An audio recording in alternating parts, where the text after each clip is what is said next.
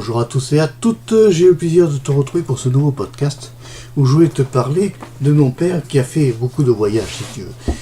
Quand il était jeune, il s'est beaucoup baladé et parmi ces voyages qu'il a fait, il avait fait un voyage en Afrique du côté du camp Madjanet à Talouar. Alors, quand il s'est baladé dans ce secteur-là, il a eu une pancarte qu'il a lue. Et il a été intéressé par ce qui était écrit. C'était écrit en anglais.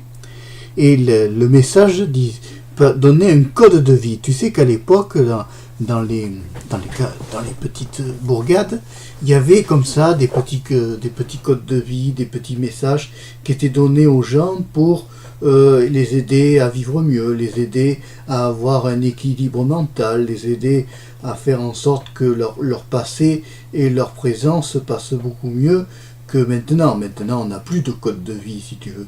On a de tout. On a des insultes, on a des gens qui respectent rien. Il y a quelques personnes qui font encore de l'éducation, mais malheureusement, ça se perd un peu.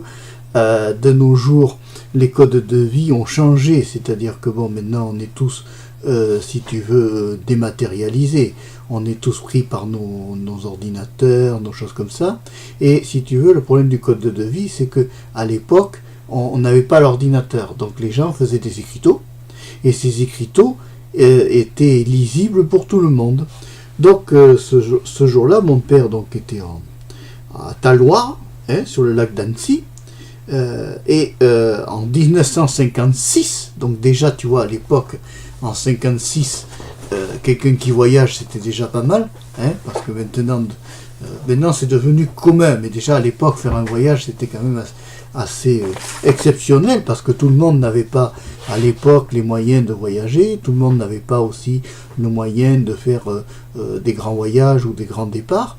Et là, c'est vrai que là, il a fait un truc exceptionnel, c'est que il est parti au fameux camp Madjanet à Talouar, sur le lac d'Annecy. Alors apparemment, moi au départ, je croyais que le camp Madjanet, tu vois, était en Afrique, parce que ça faisait un peu africain.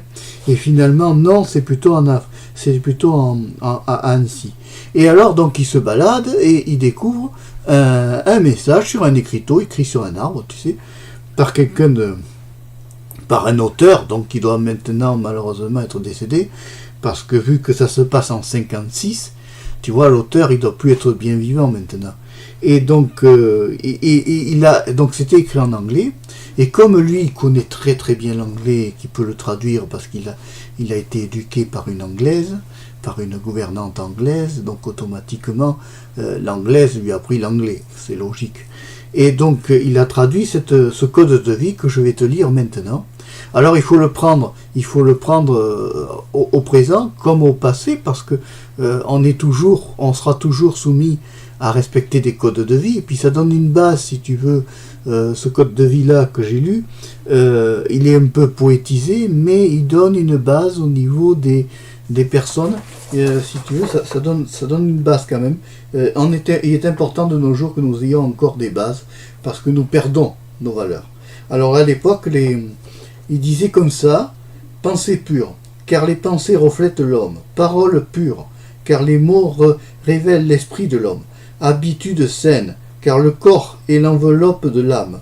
Travailler avec ardeur, tu vois, il favorisait pas la fainéantise. afin qu'autrui ne porte ton fardeau, et ne rejette rien sur ton dos. Sois franc et joueur. L'homme de bien méprise le tricheur. Respecte-toi. C'est très important qu'on se respecte, tous. Il a raison, c'est l'auteur de l'époque. Un des buts les plus nobles dans la vie est suis ta voie, car Dieu surveille et dirige ta vie. Alors c'est certainement peut-être un prêtre qui a écrit ça, ou quelqu'un, on ne connaît pas l'auteur. Le problème c'est qu'on ne connaît pas l'auteur, parce qu'à l'époque, on posait des messages comme ça, et il ne mettait pas d'auteur. Là, dans ce fameux endroit-là, où il a vu ça en 56, il n'y avait pas d'auteur, c'était pas signé, c'était tu sais, de ces artistes anonymes qu'on ne voit plus maintenant. Et c'est bien dommage. Il y en a des artistes anonymes qui ne signent pas, mais qui sont bien présents et qui disent pas. Ils vont pas le dire. S'ils sont anonymes, c'est qu'ils le disent pas. Voilà, je vais te dire ce petit code de vie qui est tout simple, c'est tout pur. Il y a quand même un fond un fond pieux, je pense, quand même, quand on voit, il fait référence à Dieu, c'est peut-être un curé qui a fait ça, ou un prêtre, on ne sait pas. Enfin, on ne connaît pas l'auteur, toujours est-il. Bon, j'espère qu'il n'y aura pas de droit d'auteur dessus. Voilà, donc si tu veux, voilà, ça donne une idée des codes de vie de l'époque. De nos jours, c'est toujours valable, quand ce sont des valeurs qui ne changent pas. Parce que quand il dit qu'il faut mépriser le tricheur et se respecter soi-même, ça sera toujours valable, il faudra toujours que tu te respectes toi. Quand il dit de travailler avec ardeur, c'est-à-dire qu'il faut être fidèle à son travail et ne pas le bâcler. Quand il dit qu'il faut avoir des habitudes saines, c'est par rapport à la santé, tu vois. Si on le décrypte un peu, que par rapport à la santé, le bien-être, tu vois, on y travaille actuellement au bien-être parce qu'on en parle de plus en plus, à la télé du bien-être, qu'il faut faire attention à sa santé, tout ça. Donc avoir des paroles pures, ça veut dire quoi? Ça veut dire ne pas insulter les autres, ne pas faire d'outrage, si tu veux. Des pensées pures, ça c'est plus difficile, parce que de nos jours, il y a tellement de stress ambiant que c'est ce qu'on appelle un code de vie auréolé. Comme d'habitude, il y a beaucoup, si tu veux, maintenant, dans le temps comme maintenant, avant, on a toujours la mythologie, et il y a toujours des concepts, que ce soit religieux ou autres, qui permettent d'apaiser les personnes. Et c'est utile, parce qu'on a besoin d'apaiser le monde actuel, parce que le monde est dans la violence, au lieu d'être dans la tendresse et la douceur. Voilà, donc tu vois, on peut s'en inspirer, si tu veux, pour notre vie de quotidienne, mais ça va être difficile de reporter ça tous les jours, avec des gens, par exemple, qui sont harcelés, des gens qui sont attaqués, des gens qui sont embêtés. Ça peut être embêtant, si tu veux, ça ne sera pas forcément cohérent par rapport à la vie de tout le monde. Ça ne peut que être adhéré à des personnes qui ont une vie stable, qui ont une vie tranquille, qui si tu veux, ne s'embêtent pas avec le quotidien et les tracas. À ce moment-là, oui, ces personnes-là peuvent être avantagées à respecter ce que l'on appelle le fameux code de vie. Mais enfin, c'est toujours bon d'avoir quelques valeurs et de démarrer dans la vie avec quelques petites valeurs, même si dans le temps les valeurs s'éteignent, parce qu'avec l'âge et en règle générale les personnes âgées sont émancipées et ils deviennent dissipés des fois, et c'est ça qui est amusant, c'est que si tu veux, au départ ils partent avec une éducation, et puis des fois malheureusement l'éducation dévie, ou que le quotidien, ou le passé, ou même la vie en général, les a amenés à avoir quelque chose, un comportement différent, de par leur fonction de métier, de par autre chose, tu vois. Voilà, c'est la vie. Voilà. On a besoin dans la vie d'avoir des codes. Du reste, tu as remarqué, la voiture, il faut le code de la route.